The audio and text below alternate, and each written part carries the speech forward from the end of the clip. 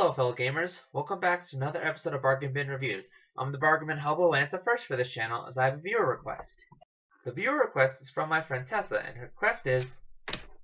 Whoa, this guy's seen quite the journey.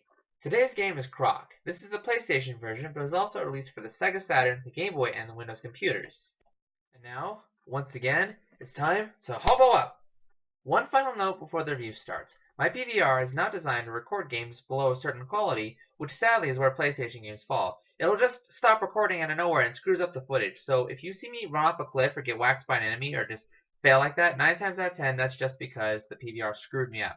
Now, I know it's not the PVR's fault because it wasn't designed for videos below a certain quality, but it doesn't really stop being frustrating. Anyway, on to the review. Developed by Argonauts and published by Fox Interactive, Croc is a platformer where you take control of an anthropomorphic crocodile to save little creatures called Gobos. The story for Croc is that the Gobos, who are small, fluffy, peace-loving creatures, find a baby crocodile washed up on the shore of their island, and they raise it as their own. The baby, named Croc, quickly grows way bigger than the Gobos, but still believes he is one of them. But then, Lord Dante attacks, captures all the Gobos, including the king, and Croc has to defeat Lord Dante and rescue the Gobos. As is often the case with PlayStation games, the scope of the story isn't fully given to you in the main cutscene. There's a whole lot more to the story, but it's found in the manual, which we're not going to go over. Anyway, on to the gameplay. Croc is a 3D platformer that works on both Mario and Sonic rules.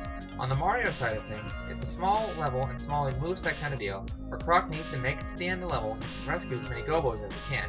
These guys do have significance, which I'll explain later, but the moveset is small and does streamline things pretty well.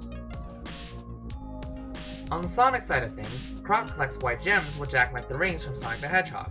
Croc is hit and he drops all the ones that he's carrying. If he's hit again, he dies. Basically, Croc can sustain as much damage as you can throw at him as long as he's carrying at least one white gem. Aside from the white gems, there are 5 gems of different colors: red, green, blue, pink, and yellow. Basically Power Rangers colors. The purpose of these is to unlock the door at the end of the level to unlock the last Gobo. These can be hidden pretty well, often inside of white gems, so keep your eye open for these. Aside from the previously mentioned gems, Croc can also collect hearts, which give him extra life. Something I forgot to mention with the gems is that when you finish a level, all the gems Croc has gathered are put into a collection. When that collection reaches 100, he gets another 1-up. So getting 1-ups is fairly easy as long as you can consistently get and keep gems. Now this is where the importance of the Gobos comes in. Basically, to unlock the final world, you need to rescue every Gobo in the game. In most levels there's 6, aside from the boss levels in which there are none. Now this is one of my key gripes with the game. Now some people may see this as a pro, but for me this is a huge con. Most of the Gobos are found either just laying around, in boxes, or even in cages where you need to find the key to unlock them. If this were the case with all the Gobos, I wouldn't have this gripe. But some Gobos need to be rescued inside of minigames. And these minigames can be very frustrating at times. And what's worse, you only get one shot. If you fail the minigame and don't get the Gobo, you have to finish the level, come back to the level to try again. And what's worse than that is that the Gobos don't save. So if you get all 6 Gobos in a level but then revisit that level and get none, then you lose all the Gobos you got. That's really aggravating. The perfect example of this can be found here. I believe this is the 2nd level. And for this minigame, you have to hit a large number of sheep to get the final Gobo. Now here's the frustrating part. Croc can rotate during this, and if he rotates, then you basically just lost, and to retry this minigame, you have to go all the way through the level again, and make sure you grab every Gobo again, because if you miss a Gobo, you don't get all the Gobos, and you have to go through that again. Perfect example of my frustrations.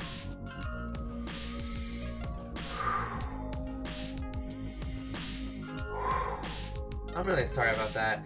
That really frustrated the heck out of me. That in combination with the PVR really almost made me pull my hair out, and I'll get more into the PVR part later towards the end. Anyway, let's get back on track. While the gripe iron is still hot, there's one more that I'd like to address. The game can sometimes be a little bit anal with its platforming. Take for example here. If you don't land on the platform or box just right, you'll slide off the edge, which can sometimes lead to a death. So you just have to land on things just right, otherwise Croc will fall down. This leads me to another area that people have sometimes brought up, which is the controls.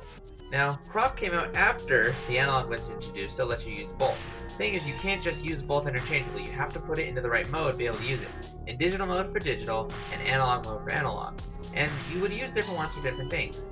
Digital is used for precision, while analog is used for general navigation. So The gameplay is your fairly typical platformer, though there are those gripes I mentioned, like those freaking mini-games, and a few gripes with controls that I had. Aside from that, though, nothing really major that will drag it down too much, unless, like me, you have a hard time with the mini-games and you really want to get to that final area. Anyway, let's go to the presentation. The chief word one would use to describe Croc is cute. Croc is a very adorable game. For example, the Gobos look and sound adorable with those high-pitched voices, and Croc's voice is slightly lower pitched, but he also looks and sounds adorable. Overall, a very cute game. The cutscenes in the game were rendered well and do add charm to the game.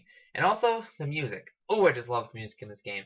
Whether you're in a dark cavern, a bright lit field, or during a boss battle, the music fits the scene it's in very well, and overall adds to the game. So, that's Croc. Is it worth buying? I'd say so, if you can find it cheap. It's a fun little 3D platform that has a few issues, but nothing that's really going to break the game for you. It's also a very adorable game. So, overall, I think it's a pretty good game if you can find it. And now, that brings us into some rather bummer news. I have more PS1 games I want to record, but until I can find a better way to record them, there just won't be any more. I'm sorry, but the PVR issues really piss me off. But again, it's not the PVR's fault. No, it's not designed to record lower quality games, but that doesn't stop it from being annoying. Now, I used my PS3 to capture the footage for Croc, and that did ease the pain somewhat. It wasn't quite as bad, but it still had issues with it. But all that aside, thank you, Tesa, for the game. And that other game you gave me, yes, I do plan to review it as well, but right now I just can't until I find a better way to record PS1 footage, but I'll let you know when that happens. Thanks again, Tesa, and the rest of you, see you next time. Hobo, out!